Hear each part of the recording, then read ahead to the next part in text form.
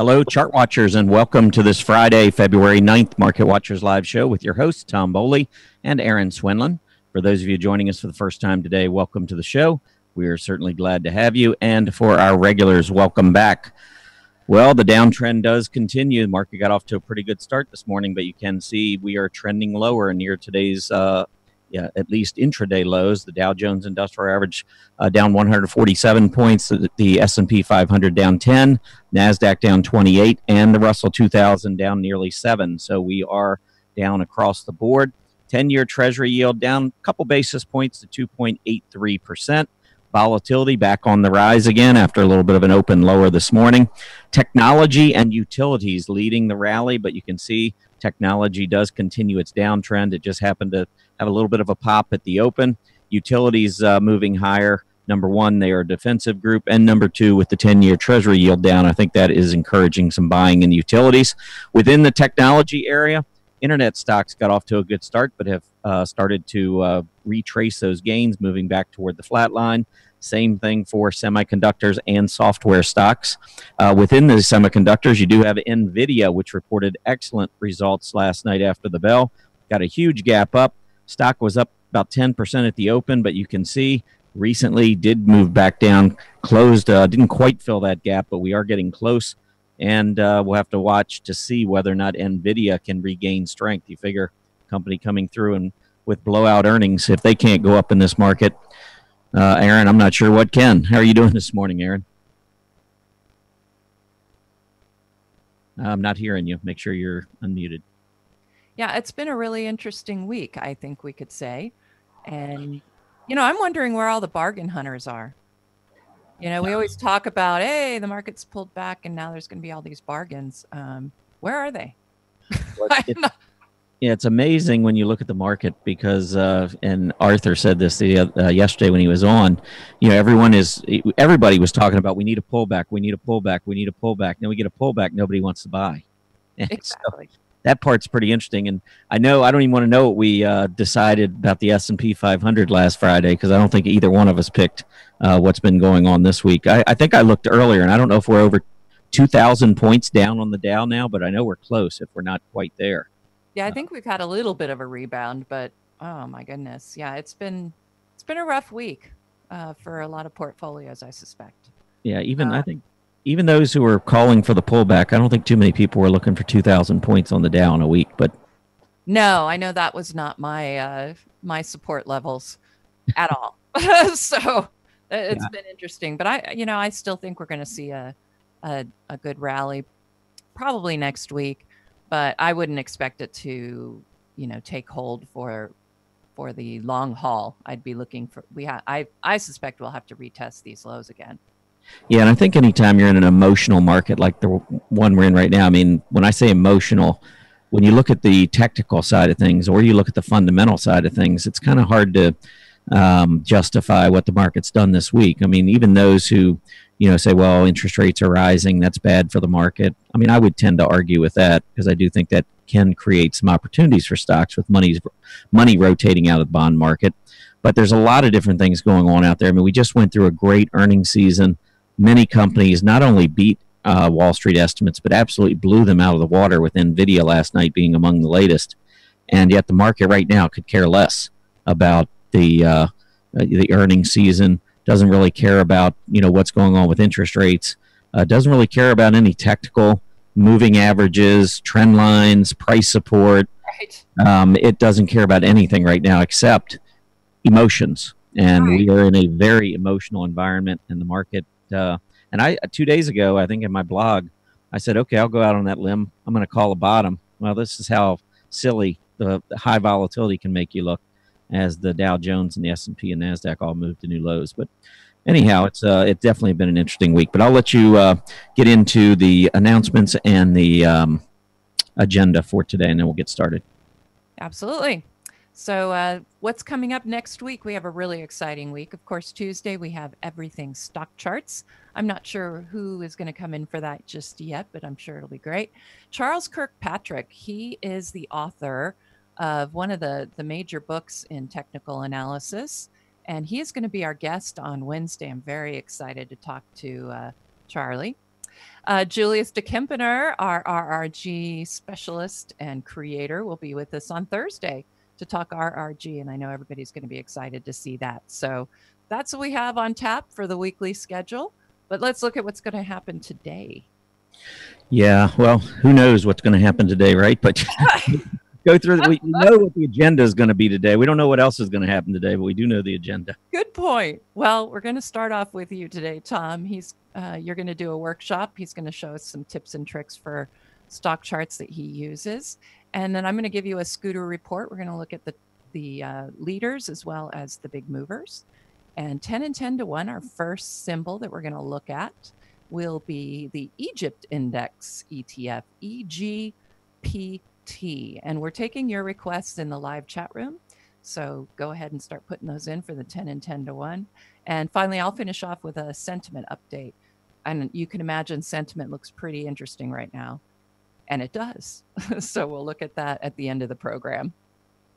Yeah, it will definitely be interesting to see what's changed in sentiment. I mean, obviously, you can see in the VIX, that's a sentiment indicator, and you can clearly see things have changed over the last week. So it'll be really interesting as you go through those charts today. I mean, we're in the midst of a bull market week after week, and it kind of is, I don't know, it doesn't seem like it really changes much from week to week. But I would think that we're going to see some pretty dramatic numbers and changes later. But we'll do that later in the program. So let me get into some of the technical news for today. And really, again, trying to find technical support levels, and we get that question a lot. Where's support on the S&P 500? Well, we've gone through several levels already, and the market's not even, reacting to those support levels. So I would be really careful, I think, assuming that technical analysis is really going to make a big difference here in the very near term. Emotional trading doesn't pay much attention to moving averages and trend lines. It's not really rational, and so we have to wait until we get some sort of capitulatory move in the emotions where everyone just collectively throws in the kitchen sink and says, that's it, I'm done with stocks for now. And at that point, we probably have a tradable bottom. Like I said, I thought earlier this week we may have had one of those. We had a huge drop. The Dow Jones lost 1,500 points in, I don't know, maybe 5 hours or something like that. Rallied back 900 points in 20 or 30 minutes. And so you would think that maybe that was the capitulatory drop, but at this point, I'm going to retract that statement because it doesn't seem like it's been enough just yet. But we do still have today's close. We'll see. I mean, we are violating those earlier lows this week, but we'll see how the market finishes. The 10-year Treasury yield here is up on my screen. And there was only one economic report out this morning, and it's not a very big one. It was December wholesale inventories. They came out with a rise of 0.4%. The market was only expecting 0.2% increase. So a little bit of a build in inventories.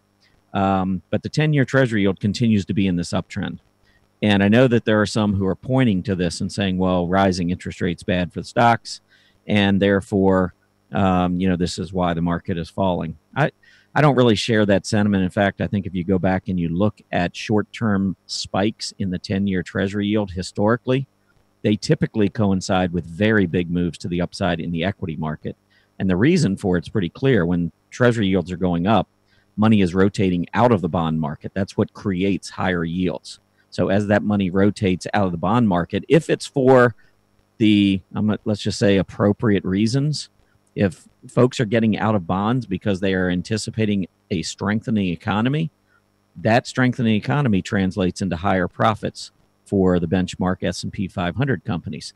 So money rotating in that situation out of bond markets normally flows right into the stock market. So you've got new money coming into the stock market from 401ks and so forth, and then you also have money rotating from the bond market, and sometimes it can result in a melt-up in the stock market. In fact, when you look back at the 10-year Treasury yield here in September on that bottom, this rise coincided with one of the best bull market advances that we've seen in quite some time. So I'm not buying into the theory that the recent rise higher in Treasury yields is what's causing this market to sell off. That's just my opinion. I don't think that's it at all, unless your argument is that interest rates are going up to fight higher inflation. Now, I don't think those numbers, even though the Fed said,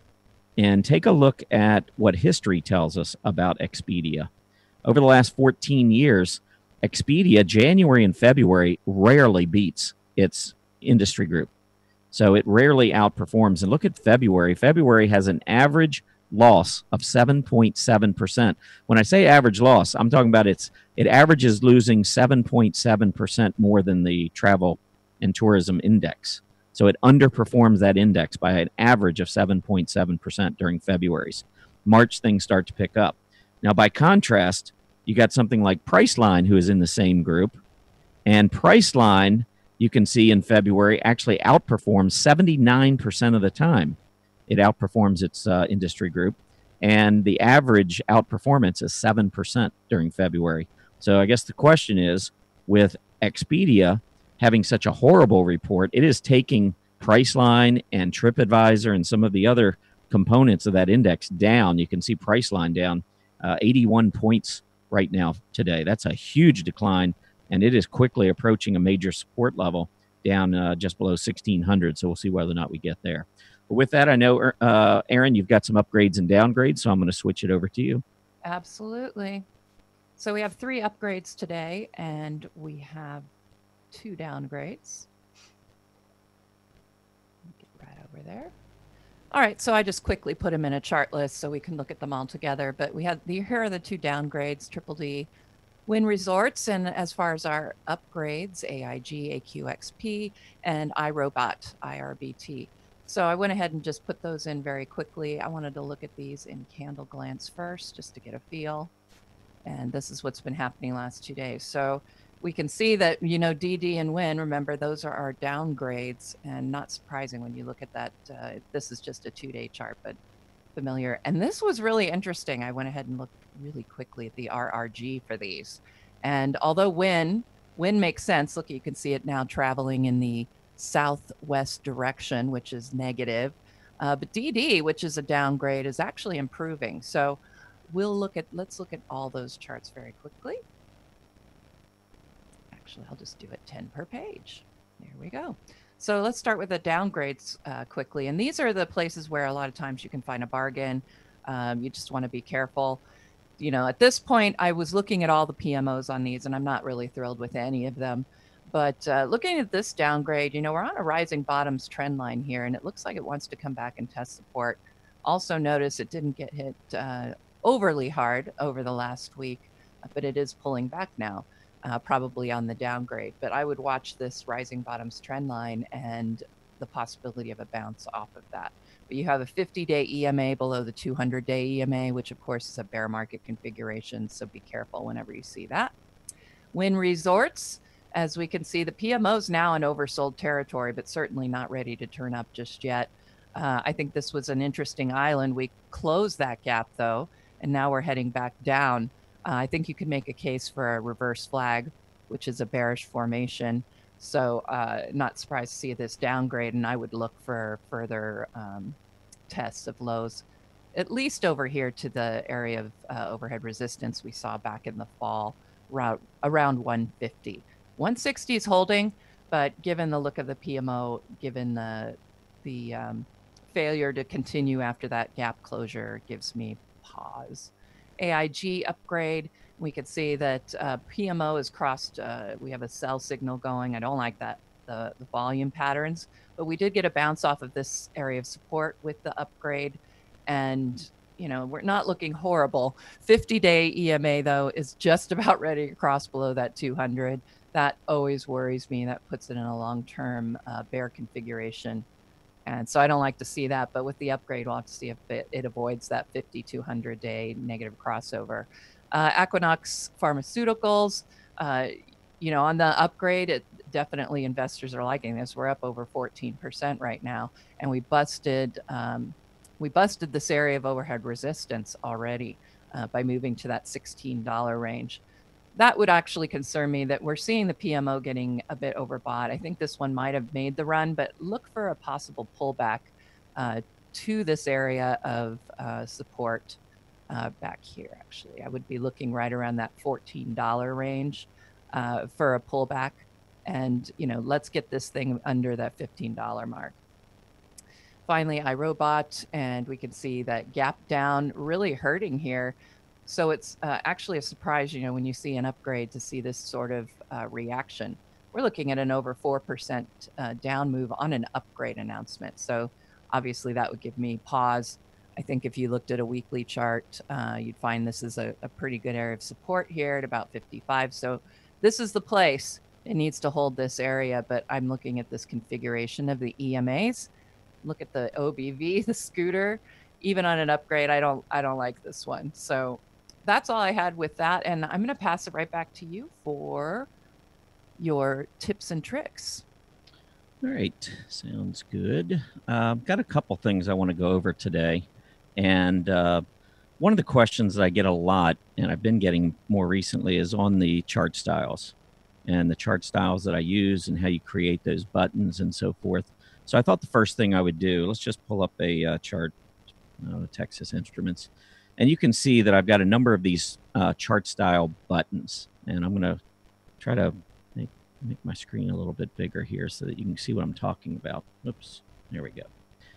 So here are the buttons. Now, I don't know if the names are coming across here, but I've got them each named. This is a 10-minute 5-day, an hourly 1-month chart, a daily 6-month chart, weekly 3-year chart, a monthly 15-year chart, and then I have a relative chart 1 year. So if I click on one of these, let's go with the relative chart 1 year. You will see that Texas Instruments, I have a chart of Texas Instruments. This is what I was showing you earlier with some of the earnings reports. It tells me that it's in the industry group, the DJUSSC. So I can see what the industry group is doing.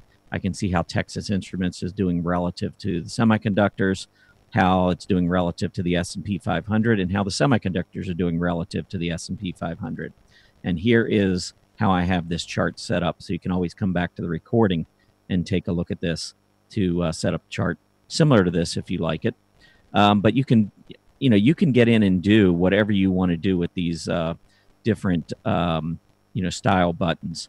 One thing I do want to point out is you can see this little, I don't know, like an arrow or caret kind of a symbol here. If you click on that, it gives you all of your saved chart styles, and you can move them around. If, for instance, you decide, hey, relative chart's the one that I really want to have up top, then you can move it just like that, and then go back, and you will see at the top is my relative chart 1 year.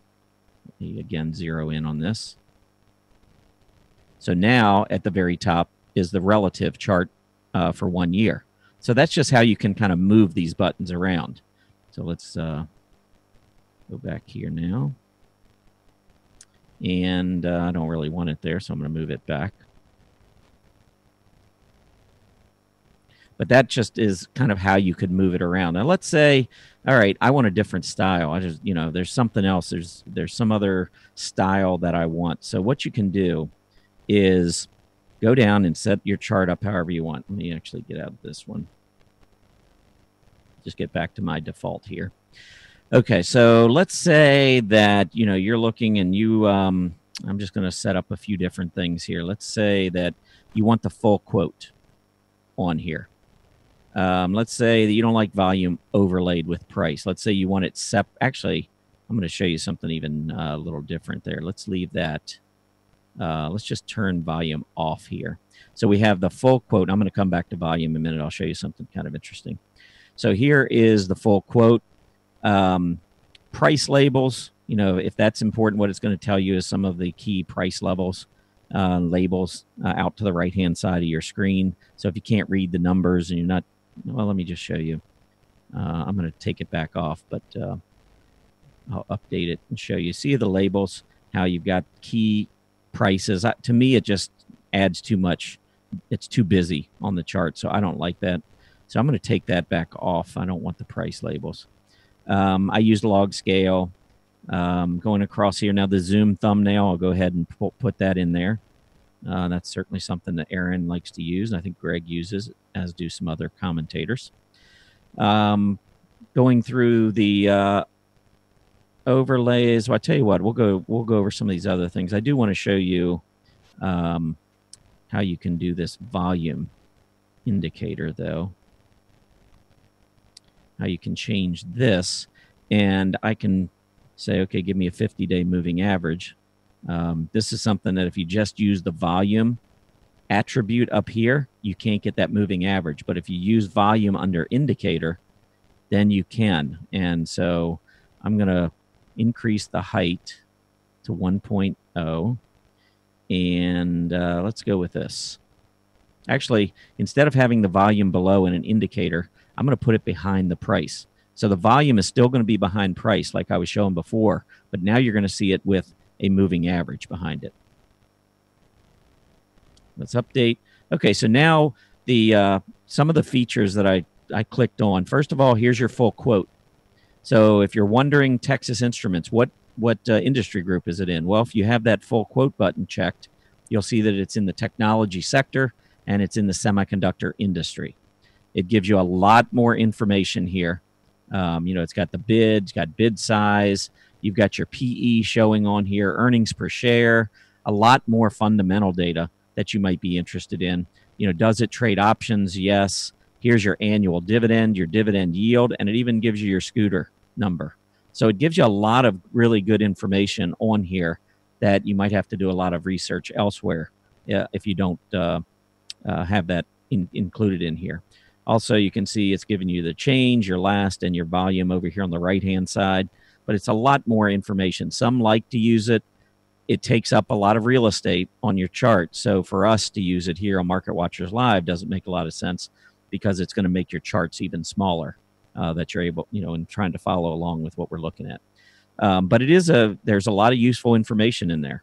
And so if that appeals to you, that's certainly one thing that you might want to look at. So now that you've got this thing set up, and I'm going to go down below here and look at the volume, there's a really light line coming through here, and it's telling you what the 50-day moving average is. If you recall down here, I switched over, I took volume off, but under indicators, I put in volume, and I said put it behind the price with a 50-day moving average. So this line that you see coming through here is the 50-day moving average. So if you're wondering, is volume heavy today, or was it heavy, you know, yesterday or the day before?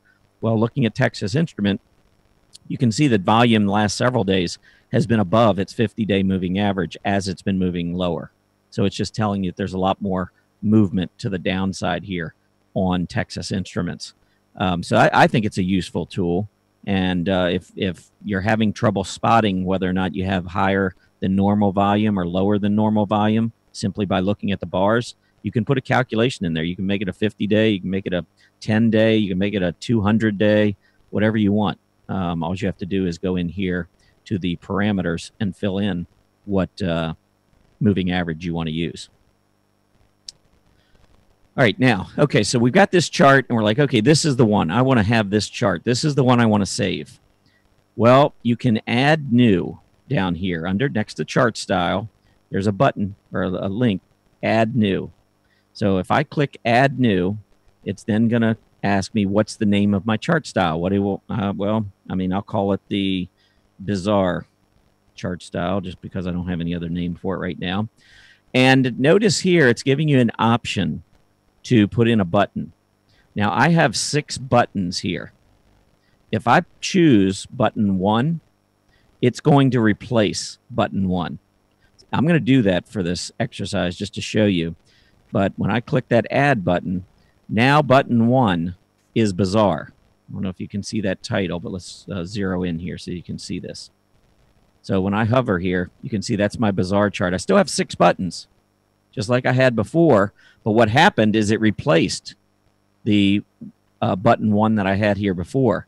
So if you go in here and click, you will see that it didn't actually delete it. It actually just moved it down underneath and replaced it with the bizarre. So what I can do now is I can edit. I don't know if, well, there we go. So I can get rid of the bizarre. I don't want that anymore. So I'm going to get rid of it. And now I can grab this chart that was replaced and I can drag it back up here. And now I'm done. And so let's get back out of here.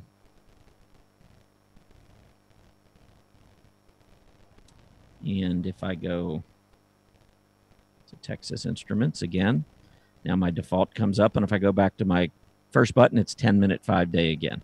So the bizarre chart's gone. I deleted it. So it's really simple. Once you get the chart that you want, all you have to do is come down here and hit the add new. Now it will add the new. Let's do this again. Let me, well, let's just change something here. Let me go back to, let's add the accumulation distribution line. So I'm going to update this. Now I got the AD line down here. So now this is the chart style. So if I say add new and call this bazaar again, and add. This time I don't select a button. And you look through here and you say, well, where is it?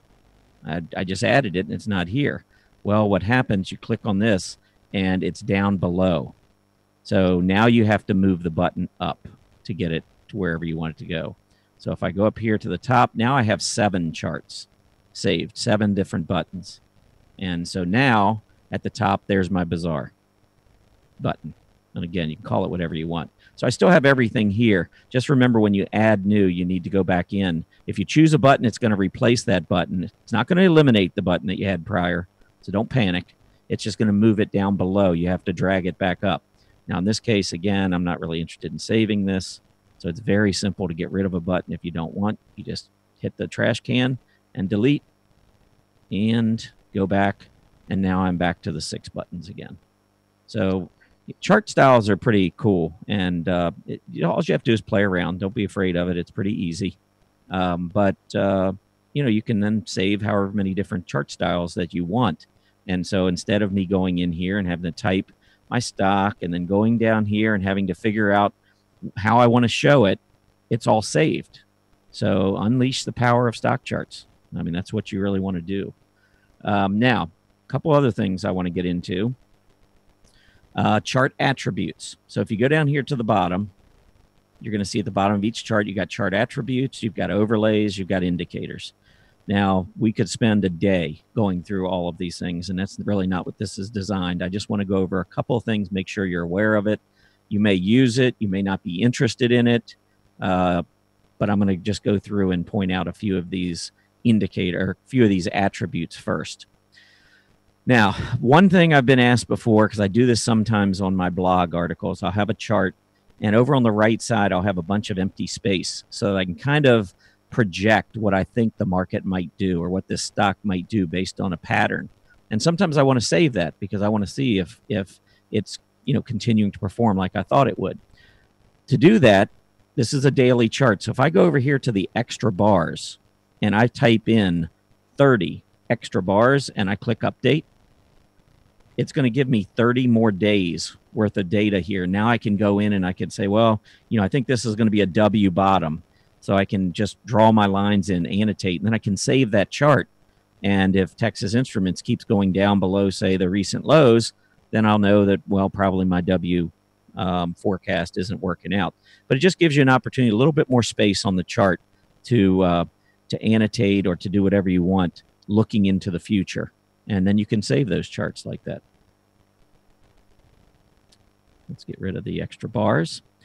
Full quote, which is right here. I showed you that, so I'm not going to do that again. Price labels I showed you. And then let's tack on the Zoom thumbnail, because this is something that, like I said, Aaron uses. Many of the other commentators use it from time to time. It's not something that I'm overly, it doesn't really work for me. I don't really need it. But I can understand why some would use it if you're looking to see whether or not, you moved back below certain moving averages. It's a whole lot easier in a thumbnail than it is trying to look on the major chart. But all that's doing is it's just extending your chart out. So I would have to resize my charts at this point in order to get everything to fit.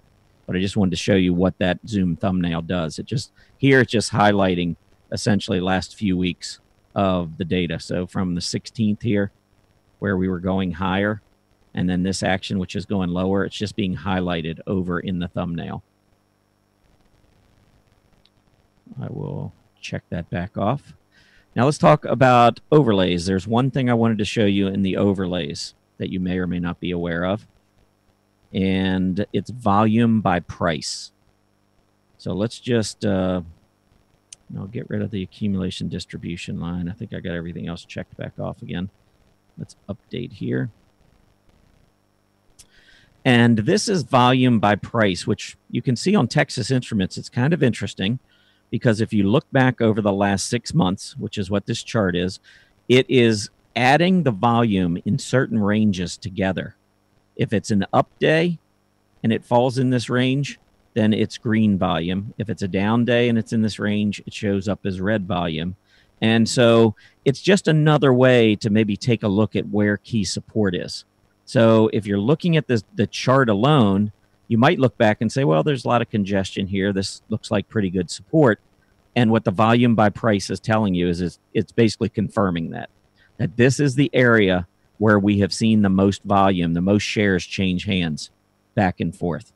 So I think volume by price, and we don't go over this a whole lot, but I think there are definitely times when it makes a lot of sense.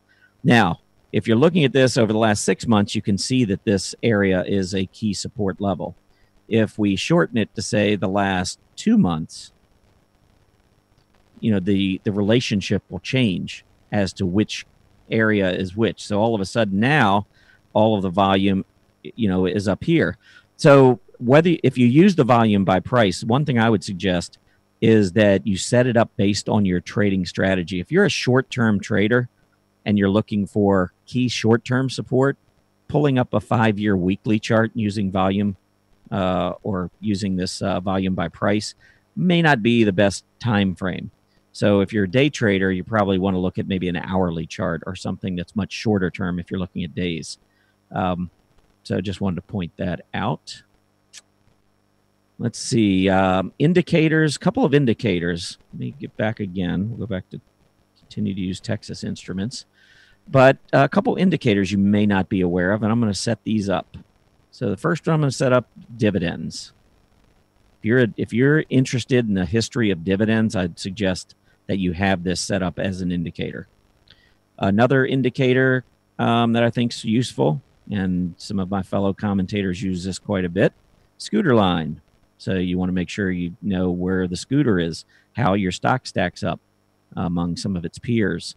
And then I showed you volume as an indicator earlier. But again, I'll show you how to get to it. I'm not going to pull it up again. But volume is under the indicator window, and it's down toward the bottom, alphabetical order, obviously. But let's update this. And now what you will see is that, well, the dividends, it's showing... Oh, there's only one dividend. Let's look at a weekly chart on go back a few years. Oops, that's not what I wanted to do. Let's do it this way.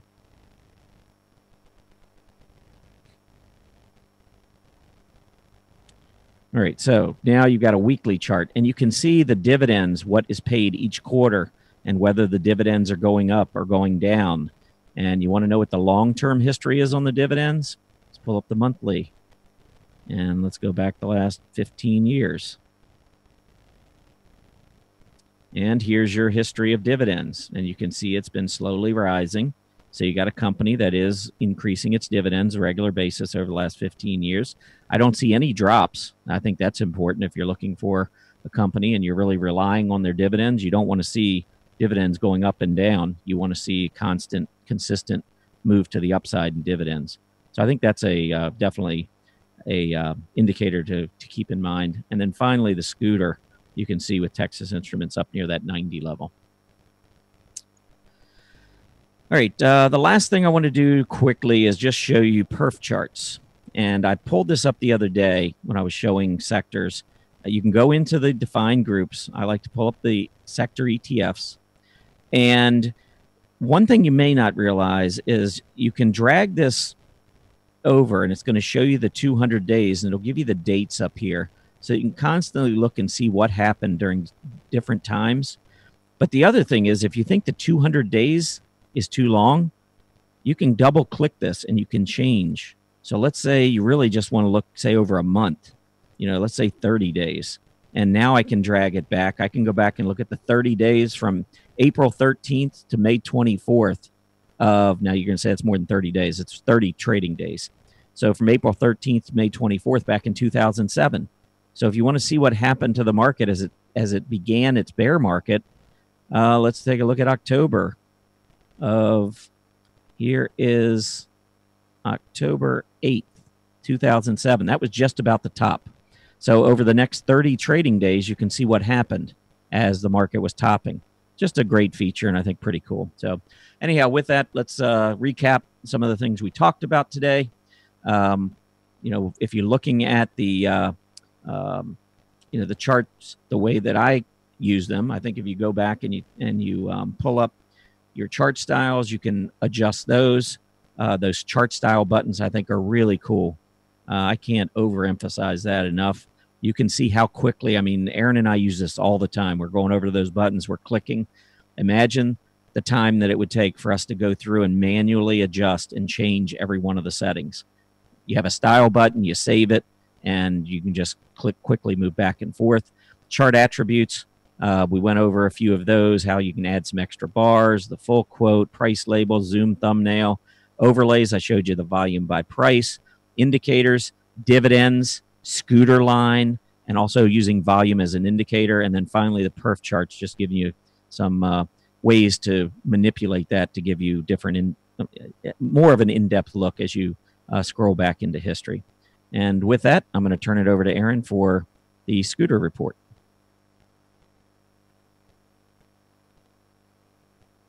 And make sure you're unmuted there, Aaron. Yes, I'm just getting all of my things together here. So I'm going to start on just telling you what it's about. Let me get my screen up here for you all. Here we go. So the first thing, what the heck is a scooter? This is the StockCharts technical ranking, and you can look anything up here. But if you ever find a term or something you're not familiar with, just go ahead and type it in that search box. It's going to take you right into the. Let's go over here. It'll tell you all. You can get articles, you can get documentation. I'm going to go to our chart school. You can see the little school icon there. So the scooter is a SCOR. And John Murphy is the one who helped come up with this. It tends to rank, lean more toward the long and medium terms, because you can see 90% of the weighting is on the medium term and long term. So here's where you can find that. This is where you can find the calculations so that you can understand a little bit more about the scooter. But this is unique to StockCharts. So I'm going to take you to the home page and show you a few ways to look at the scooters, and also I'll let you know what's going on as far as our scooters go. So you can use this particular tile. You know how these show up. This is scooters are just one more choice. Let's start with some large cap scooters, but you can also look at various other groups if you prefer. So I wanted to look at the top 10. I thought what was interesting was looking at the RRGs.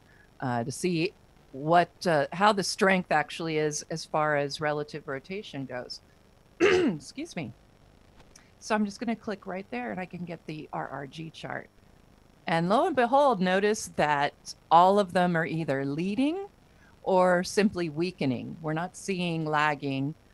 We did see some improving going on here with DPS, but I thought it was very interesting just to look at that top 10 as far as the scooter rankings, and you can see the accuracy of how it does give you a feel for which stocks truly are relatively stronger than the other stocks. So I thought that was a great benchmark. But I think where we want to really go is to look at the big movers. And these change constantly throughout the day. So I haven't looked at all of these charts. I'm just going to bring up a few that I find interesting. But you can also look at these as candle glance and as RRG. I'm going to start with RRG. And remember, these are the big movers currently. So in a way, you could think of them as being upgraded as far as the scooter ranking is concerned. And I thought I would just look at which ones in that big changes really do look like possible, good candidates here. And obviously, I don't like to see anything traveling southwest. So yes, so we don't want to look. I wouldn't be interested in those, but I do see these three. Now let's go back. So we've got, let's make a note. We have Mattel, MAT, we have CHD, and we have BAX. Let's look at this in the candle glance and see what's going on with these. All right. And this is a 6-month candle glance. I use this for Decision Point. This is in my private account. So this is a look at all of those biggest scooter movers right now as far as large caps are concerned. And you can see that some of these look like they're set up fairly well, like they could be making a move. Others not so much. So the three that, remember, we picked out on that RRG were Mattel, which actually looks like it's rather flat, and we can see the PMO is rather flat, so I don't think that's anything overly exciting. We had CHD, Church and Dwight. This one I find interesting, and I'll show you why. 20 and 50 are still above that 200-day EMA. If you go and annotate this, let's take a peek at support and resistance. Let's make that a little bit more see-through. And here we go. And we found support right here where we can see we had some intermediate tops. Our bottoms, I take that back. So I like this because looking in the thumbnail, the PMO is looking like it might want to turn up. This formation, I think you could make a case for a triangle, ascending triangle. Let's show you the different ways to do this. I don't need an arrow. So look at that right there. An ascending triangle is a bullish formation. So the expectation would be an upside breakout here. And where are possible resistance levels? Right up here at about 51. So I like the looks of this. I might want to wait until I get that breakout above 49. But the PMO is starting to look up. And then there's that big scooter move. This is the reason why we were alerted to this one, because we got this giant scooter move here on the chart. So I think this is one that I would be interested in. I find interesting, as we like to say. And then the other one, let's see, we had two more. So we're going to look at those real quick. The other one was Mattel. Or actually, we were looking at the candle glance. Let's go back to the candle glance. So remember, I'm looking at top up, candle glance. Here we go. So we know the other two were Mattel. Like I said, I wasn't all that interested. Baxter, BAX, I want to look at this chart mainly because it is leading, and it seems like there's an area of support here coming on the 200-day EMA. Granted, this is a horrible looking PMO. There's no deceleration. It's still going lower. And I would expect to see it go below zero, which could be a problem. But if we can see this turn up here, even just under the zero line, I think that would be interesting. But we need to get a bounce off of that 200-day EMA. And so that's what I would be looking for. Volume pattern, So 20 is heading down to the 50-day EMA.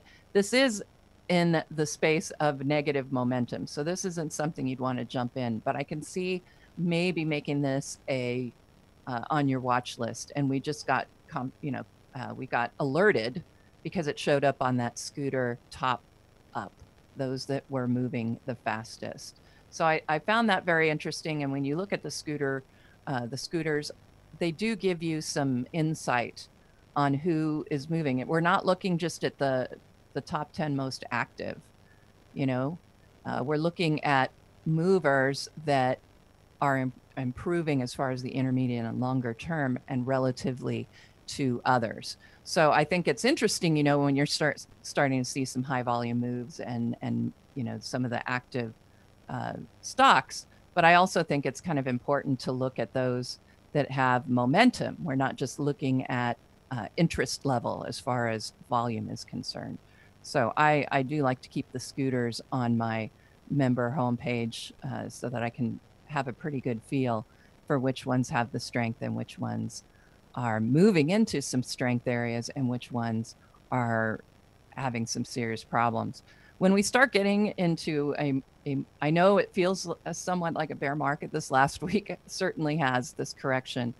If we do get into a situation where we have some serious bear market implications, this is where I would be going to look for my shorts. And I have my PMO scans.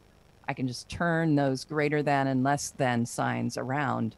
And now I can start looking for stocks that are seriously losing momentum And that's where I'd be wanting to look if I were in a bear market. I don't think we're there. A lot of people are asking, what do you think? What do you think? And I have written it in the Decision Point blog, so you might want to go there and see what my thoughts are there. But in general, I'm looking for a pullback, this pullback to possibly continue. We're getting that bounce, so I kind of like that. We're starting to find some support. I figure we're going to see a bounce next week.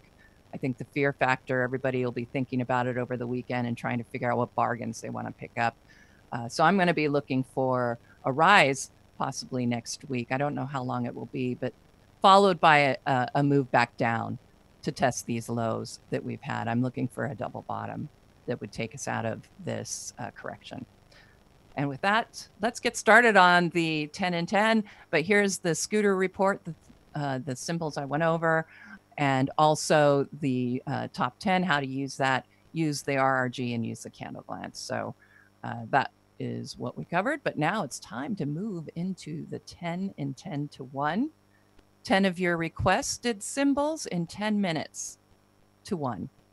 So let's get it started. And Tom, our first one was EGPT. All right, sounds good. EGPT, I just quickly annotated it, and you can see that we did make a big breakout on the this particular ETF at about the 3150 level. We opened down. Of course, you do see some fairly sizable swings on gaps, both up and down, but here we had gap lower. You can see we haven't closed below the 3150 level. So I think as long as it holds 3150, I'm okay with it. But you can definitely see that some of the technical strength that the EGPT had seen for the last several months has started to slip. And now you can see failures at that 20-day moving average that's rolling over. So there are definitely some warning signs here. And if it loses 3150 support, I'd be careful. Okay. And the next one, let's go ahead and pick, we already looked at Mattel. Let's look at Amazon, AMZN. Yeah, Amazon just had one of the best reports out recently, and it did hold up pretty well until the last couple of days. But now we are seeing the sellers really grip Amazon, and trying to look and find support levels. Again, in this kind of a market, very difficult because the market is acting on emotion, and so it's not really behaving the way we would expect from a technical perspective. But you can see the 50-day moving average being tested for the first time in several months. So I think that is at least a positive development in the near term. But the volume is incredibly high, and I just looked at the VIX. The VIX is getting back up close to 40. And again, trying to predict normal, rational movements from a technical analysis perspective with a VIX up near 40 is normally not a good idea. So I'm trying to wait for a capitulatory bottom. I thought, as I said earlier, I thought maybe we had it earlier this week, but does not appear to be that way based on what we're seeing currently in the market. So I think the next key level to watch on Amazon's down around 1200, which is another 75 points. And if we see some sort of a reversing candle and we get that capitulatory move, maybe we need to take out that VIX high at 50. I don't know, but I would hold off on Amazon in this environment. Could you do EGPT one more time? Because I think we had the wrong slide up there. So let's take a look at that again. All right. So EGPT, I just put in what I consider a support line, price support. And I had mentioned as it was going higher, you can see we continually traded above the 20 or mostly above the 20-day moving average. The 20 was above the 50. We're just seeing the dynamic shift here a little bit with the pullback, the move back below the 50-day moving average, which we haven't seen since back in August. And the thing that really bothers me is when you go back up and you fail at the declining 20-day moving average, it just starts giving you more of a feel of a downtrend. So I think we're squeezing right now between price support 3150 and that declining 20-day moving average, which is about to make a death cross beneath the 50-day moving average. So I'd watch that area for now. All right. Next one, let's see, number 3 would be AMC.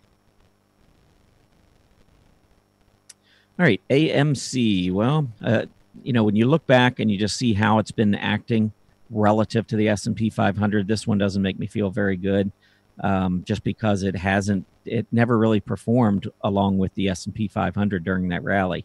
So maybe it's not getting hit as hard now because it didn't rally, but I just not really seeing anything here on this chart that makes me feel really good. I think probably from a price support standpoint, I'd watch 1250. I think key resistance currently sits up around $16.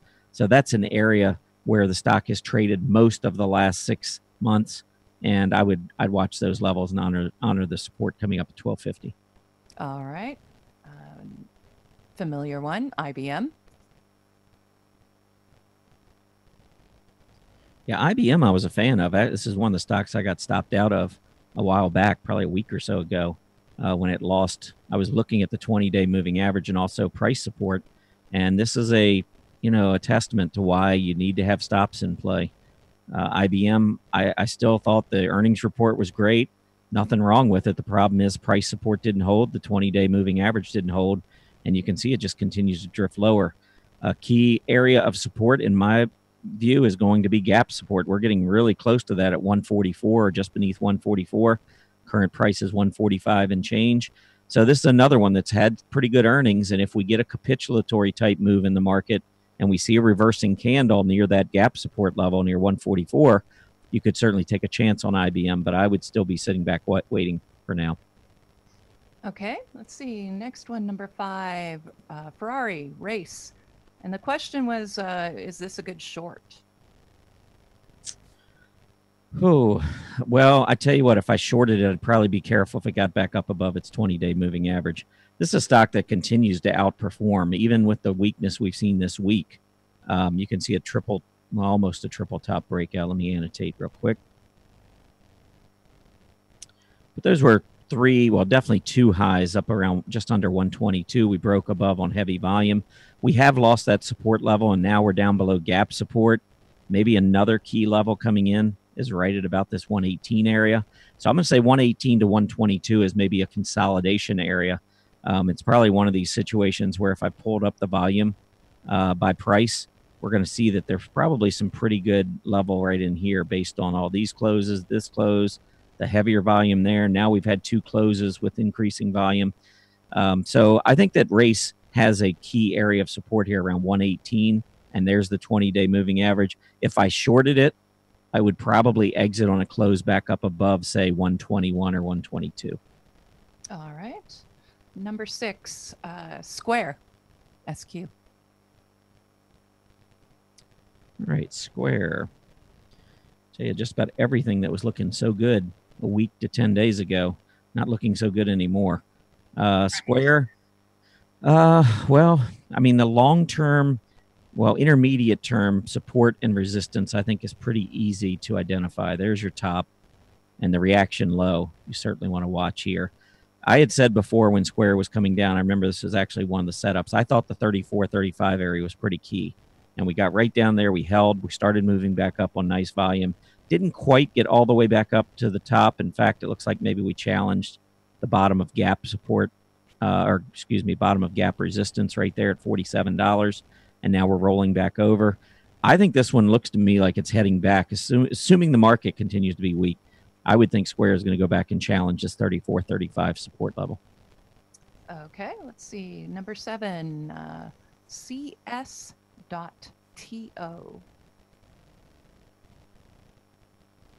Oh, CS.TO, sorry. Yep, Capstone Mining.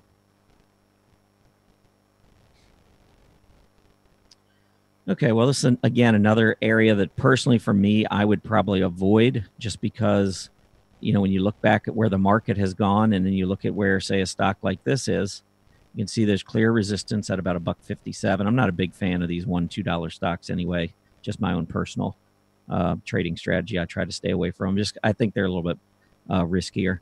But this has been going sideways now for 5 or 6 months. And again, the S&P 500 has been moving higher. So trying to outperform the S&P 500 with a stock like this, you better have impeccable timing. You better be able to call the bottoms and the tops pretty accurately.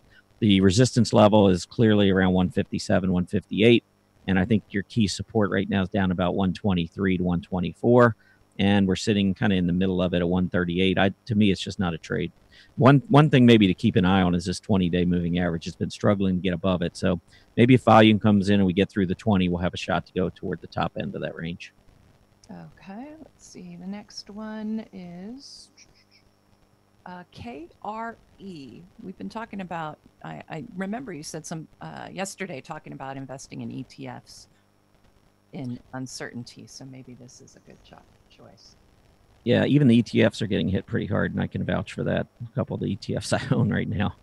But I think KRE is, again, if you're going to play or trade banks, I think the banks have held up fairly well because, again, you've got higher treasury yields, and that tends to be very good for banks. So even though all of this selling is taking these the whole group of banks lower, I think on a relative basis, they're continuing to hold up pretty well because of the interest rate environment. I think the KRE, the key support level for me is at 57.50. I think as long as that holds, I'd be okay holding it. Okay, next one is going to be number 9, Nike, NKE. Yeah, I was surprised actually. Footwear is up, and you can see Nike today with the market. Last couple minutes, maybe 15 minutes ago, I saw it was down at its lows of the day. But footwear is doing well, and Nike's holding in. I think the key here on this stock in the short term is that it has rolled back over underneath its 20-day moving average. And so I'm going to continue to watch this. You can see that shooting star candle right there, went above the 20, failed, and then we had another sell-off. That was the lowest close that we had seen in about a month or so. We're rallying back up today, which is good, but we have not taken out the 20-day moving average. So that's going to be the first clear obstacle. I will say on a relative basis, though, Nike's holding up really well. Okay, let's see. Last one, Mr. Softy. Microsoft. Yeah. I always like that little nickname for Microsoft. Well, Mr. Softy's been a little soft in February for sure. We've been seeing a lot of selling. There was that bullish engulfing candle that, for me, I thought might have put in a short-term bottom. But you can see Microsoft, along with the major indices, has moved down to lower prices. I think that we're at a key support area, though. So it's going to be interesting to see whether or not we fail to hold it. But if you go back, you can see right at about this level, that was where we broke out from. Decent volume, really good volume here, actually. And then the subsequent lows came in right at about the 85 area. And today's low is 84.13. We're sitting at 85.25. We're down over 10% from the recent high. So you could certainly make an argument on Microsoft, but again, I'm just concerned about the overall market. If we fail to hold 85, I think the next low down at our next key support area is going to be about 81. All right, and that completes our 10 and 10 to 1. Here are the stock symbols that we covered. Those charts that Tom just annotated will be in the Market Watchers Live blog. The chart list, which is right there, the Market Watchers Live blog, you can get right to that chart list, and it will include these new 10 and 10 symbols. And with that, it's time to talk about ChartCon. Everybody is probably somewhat familiar with this, but we're going to be going to Seattle, all of us, to present at ChartCon 2018. We're going to be talking about risk management. You can attend online, or if you're interested in joining us at the actual conference as a VIP, that is available at that right there. You can see the link right there. And the issue right now with VIP experience is that we are closing that out as far as registration next week. So highly recommend you go check it out. And if you are interested, let us know. But it'll be great. You get to watch, you have a front row seat to all of our presentations. And then if you'd like, you can add on an Alaskan cruise at the end, where a lot of us will be also going. And you'll have plenty of opportunity to sit down with some of the names at StockCharts and names you might recognize in technical analysis in general, and talk to us one-on-one or in a group about whatever is interesting you. And it's a great opportunity. So highly recommend. If you want to be a VIP, that does close next week. But if you're interested in registering for the live online broadcast, you can also see right there is where the link is to go do that as well. Yeah, and if you come out and you join us and this downtrend hasn't ended by August, you can watch me jump off the ship. Well, there you go. We'll have to see how that goes. We might lose a couple of people off the boat. Well, with that, let's go ahead and get into our market update, our final one.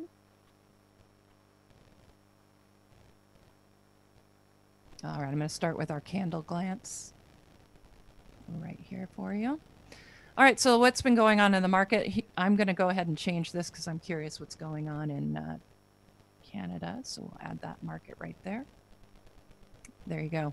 It's been rather, I'm going to say somewhat choppy, because we have been making these attempts on the Dow, on the S&P, to pull back up and start getting a bottom here. But every time we see that happen, the market capitulates and it starts to move back down. So you can see a very strong downtrend, declining trend over the last 2 days. And if this chart was made larger as far as time frame, you'd see quite a bit of a declining trend channel at this point. NASDAQ also having the same problems. We can see that small caps are getting hit, but about the same amount as we're seeing for the NASDAQ and the other large cap indexes. Toronto Stock Exchange, we're seeing, again, a continuation of the downtrend that we were seeing yesterday. Treasury yields are down currently.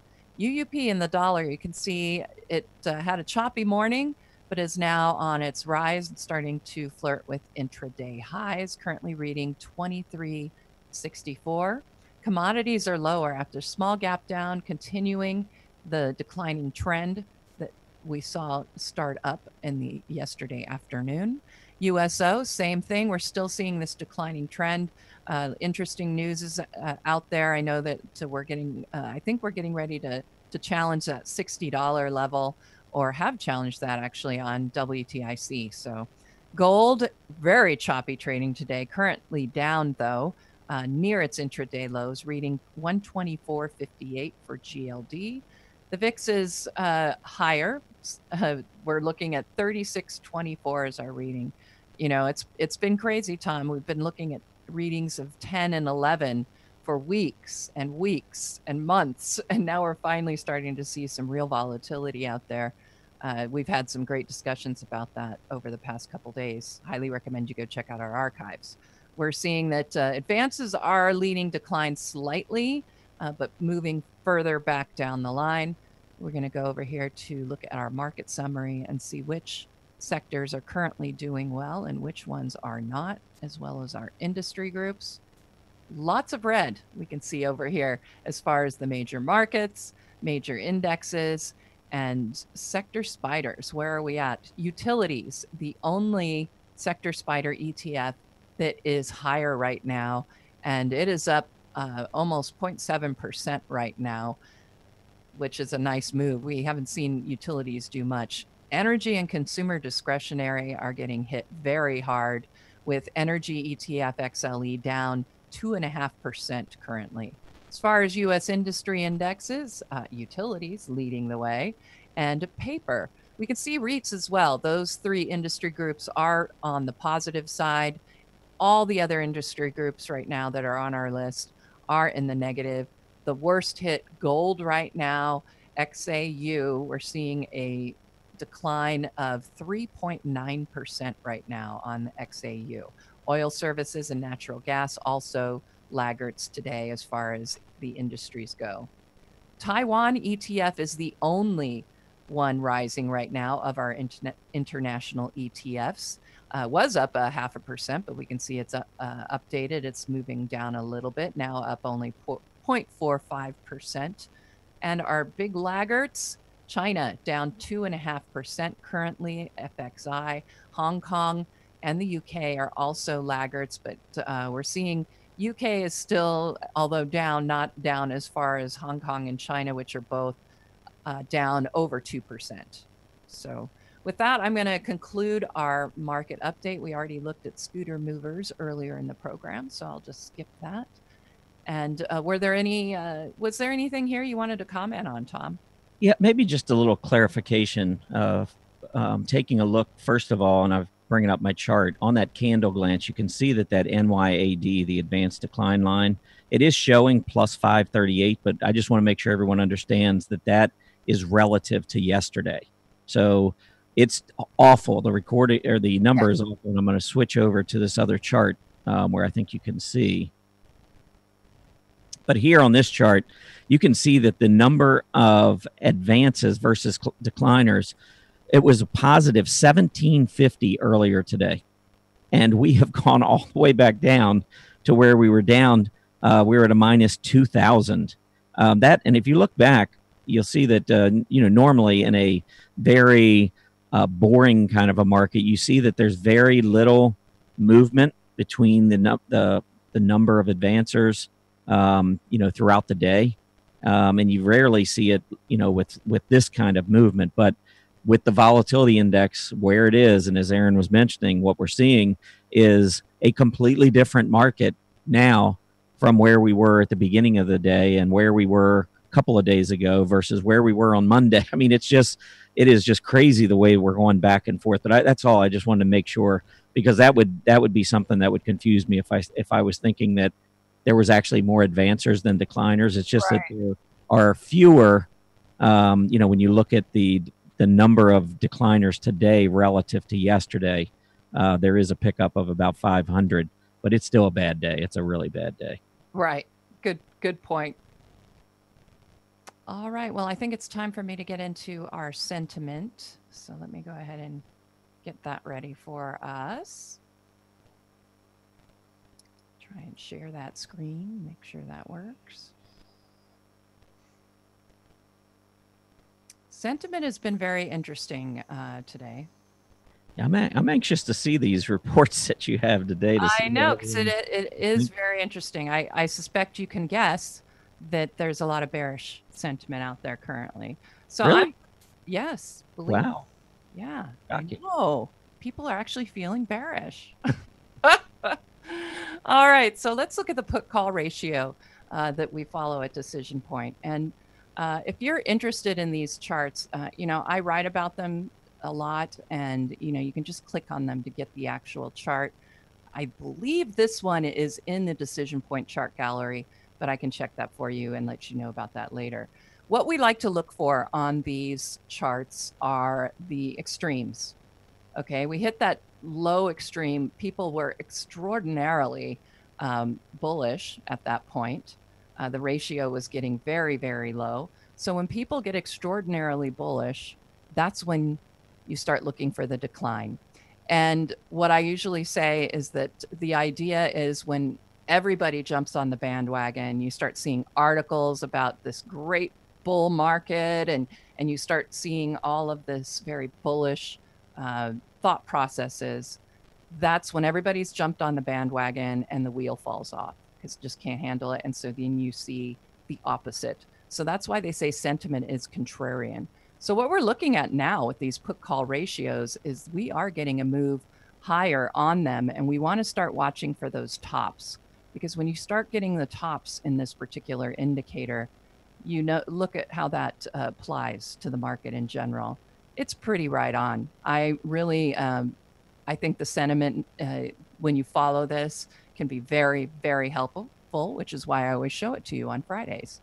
So currently we don't have a top yet, but we are seeing bullish, the bearish activity, rising at this point. So we'll want to keep a close eye on that. But we don't have a top yet. But yes, everybody's getting more bearish. This is the AAII investor sentiment. So this is the, I believe it's the American Association of Individual Investors is the acronym AAII. And this is a poll. So people can go to their website. You can go as well, and you click the button, I am bullish or I am bearish. So it's a poll. How are people feeling? And what I was looking at here is we are starting to see higher readings as far as people feeling bearish. Again, not a surprise when you look at a drop like we've had this last week. But we're getting toward what I would call oversold area. We're starting to get to some climactic readings here. not quite there. I would be looking for readings. I want to see them get much lower. And I want to see that ratio of the bulls to the bears get very, very low. And you can see right now, we're still a little bit over even here. We're still leaning with a bit more bulls than we are bears.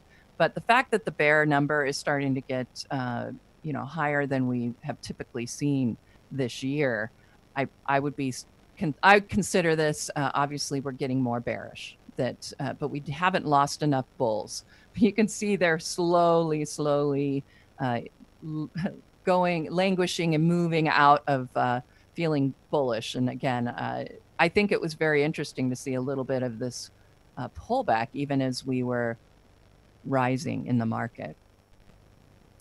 So the next one we're going to look at is the National Association of Active Investment Managers. And these are the big guys, and they turn in how exposed they are to the market. And we've been watching them pull back, but we had a big spike 2 weeks ago.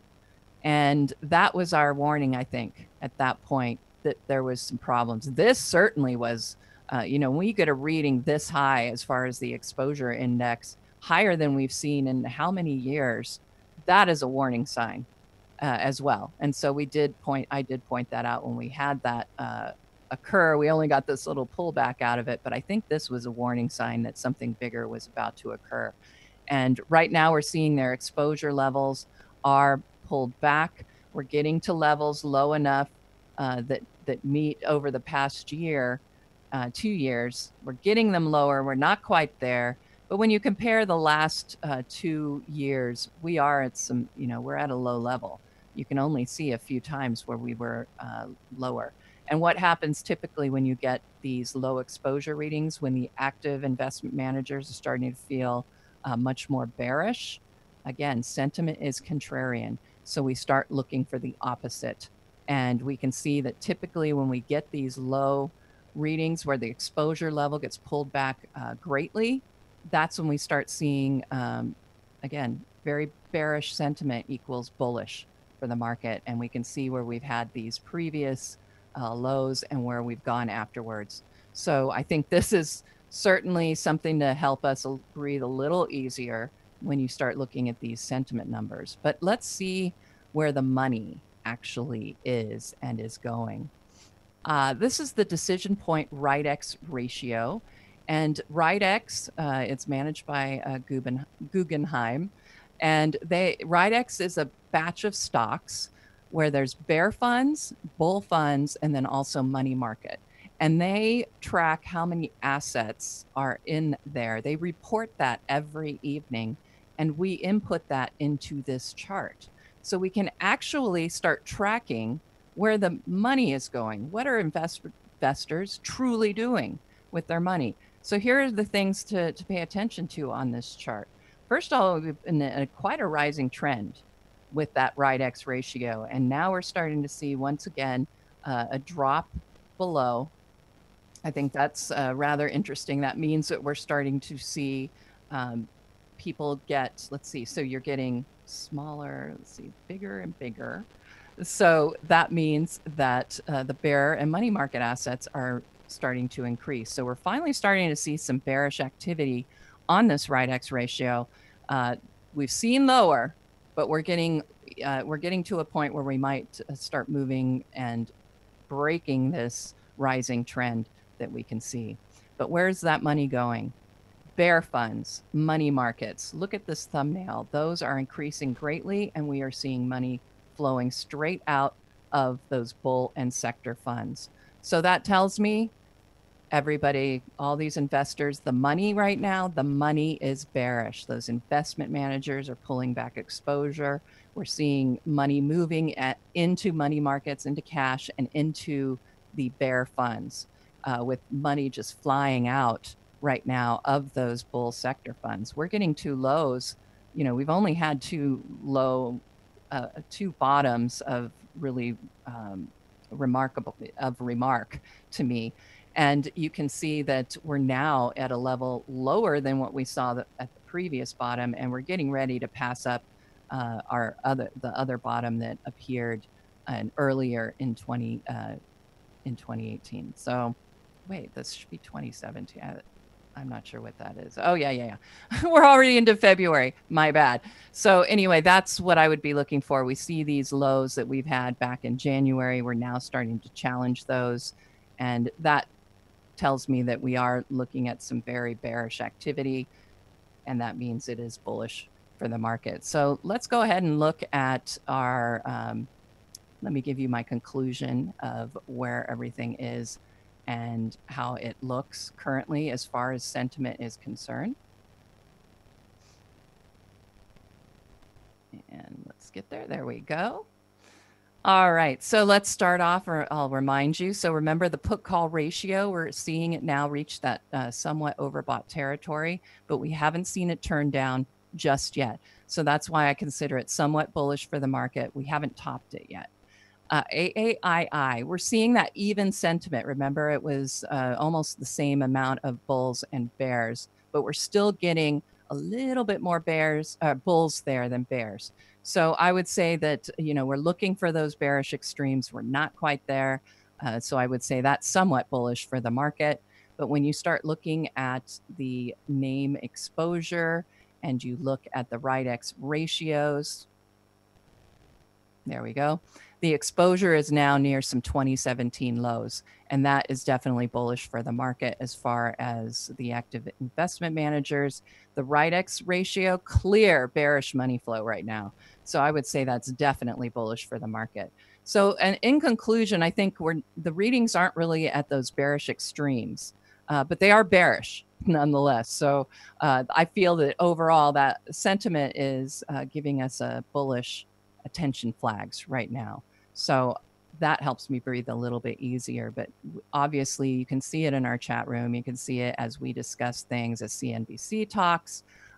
Everybody's starting to feel more bearish, and we're putting that forward. And that ultimately is bullish for the market.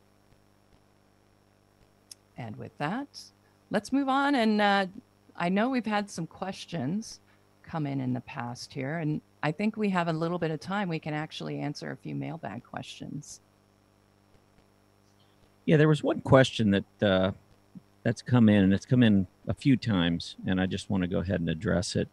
It has to do with dividends and adjusting price for dividends.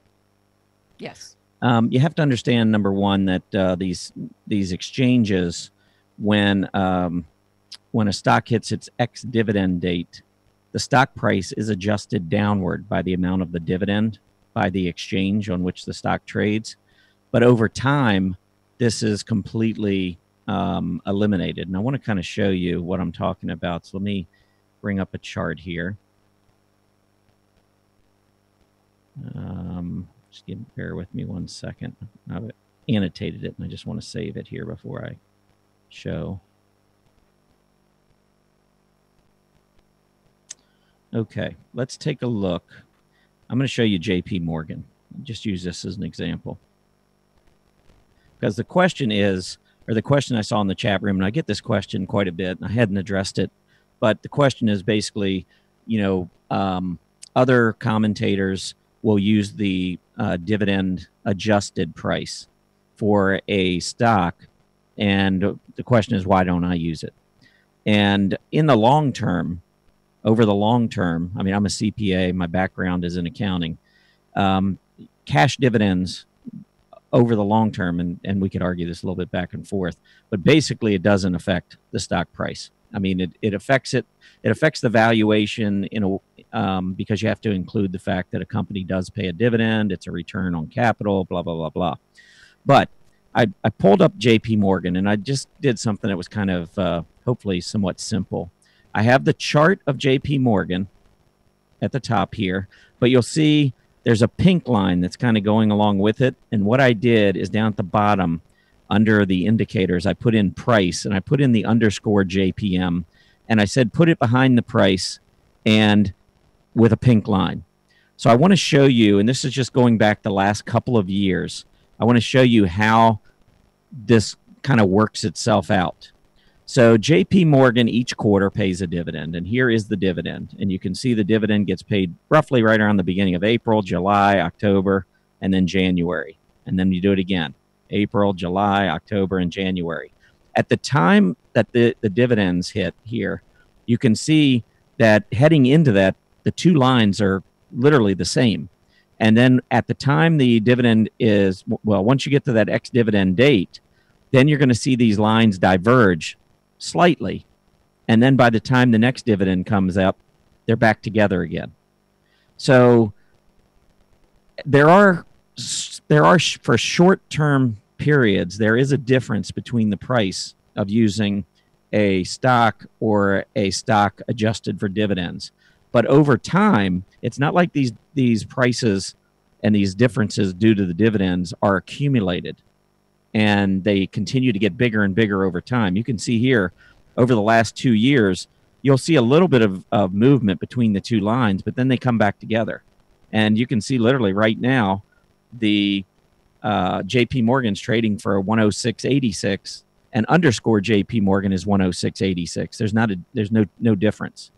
So for me, I just don't think it's worthwhile to put the underscore in and look for the dividend adjusted price, because it eventually comes right back to the price of JP Morgan. So I don't fault those who want to use it, but I don't change my support lines based on the underscore JPM. I continue to look at it based on the price of JP Morgan stock, unadjusted. And it's just my personal preference. You can do what you like, and if you want to adjust the support based on that, you're certainly free to. I guess we all make our own judgments as to what we want to use, but that's why I don't refer to the dividends. All right.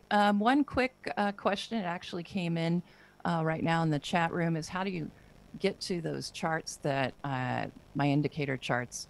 And I'm going to show you a quick and dirty way to do this.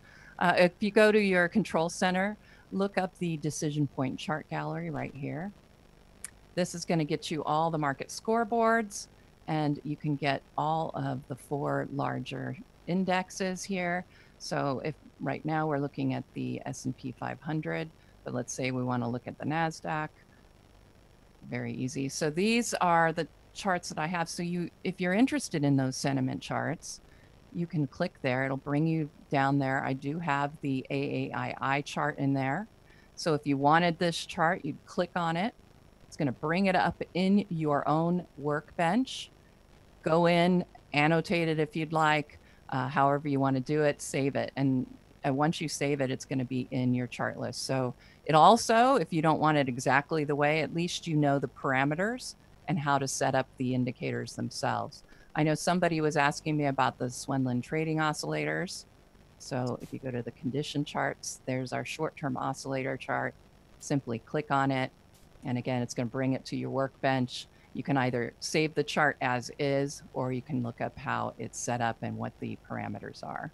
So just a quick one on that. And that, of course, works on other people's stuff, not just decision point stuff. So if you're in a blog like Tom's and you're interested in one of his charts and how he gets relative ratios on it or different things like that, click on the chart. It's going to bring it up. Go down here. You can see the various overlays and how he's set his chart up, and save it either that way or change it for yourself. So with that, oh my gosh, it's already the end of the show, Tom. I can't believe it. And there was another follow-up question on that dividend that I wanted just to address real quick, and that was the XLU being much different. Keep in mind, the XLU is not just one stock. It's a basket of a lot of utilities. So the difference, the timing of when the dividends, all the ex-dividend dates hit, is going to be all over the place. That's why you constantly have a difference between the two. But if you look at a long-term chart, you'll see that that line, the adjusted and the unadjusted will kind of flip-flop, but over long periods of time, they do go together. So they may, during a quarter, you may see that there's a fairly significant difference, but they will eventually correct back to the other. And so whether you use the unadjusted or adjusted is really up to each individual person. All right, so another week in the books. Next week, we have a pretty interesting schedule, I would say. Tuesday, we've got everything stock charts. We'll have one of our gurus from Seattle come in and tell us about some interesting facts on stock charts. Charles Kirkpatrick will be coming in. He is the author. Let's see. It's Technical Analysis. I'm looking at the book because it's right on me. Technical Analysis, the complete resource for financial market technicians. He is going to come in. Can't wait to talk to Charlie. Julius de Kempener is also going to be in on Thursday. He is the creator of RRG Charts, and he'll give you some more information on how to read them and what he's looking at as far as the market and what the RRG charts are telling you. So big week next week. Can't wait. Busy week ahead, no doubt. I do want to thank everybody for stopping by today. Please remember to complete the survey as you exit. We love to get your feedback and hear what you think of Market Watchers Live. As a reminder, Market Watchers Live airs 5 days a week, Mondays through Fridays from noon to 1:30 p.m. Eastern Standard Time. Have a great Friday afternoon, everybody. Enjoy your weekend. We'll see you back here on Monday. Happy trading.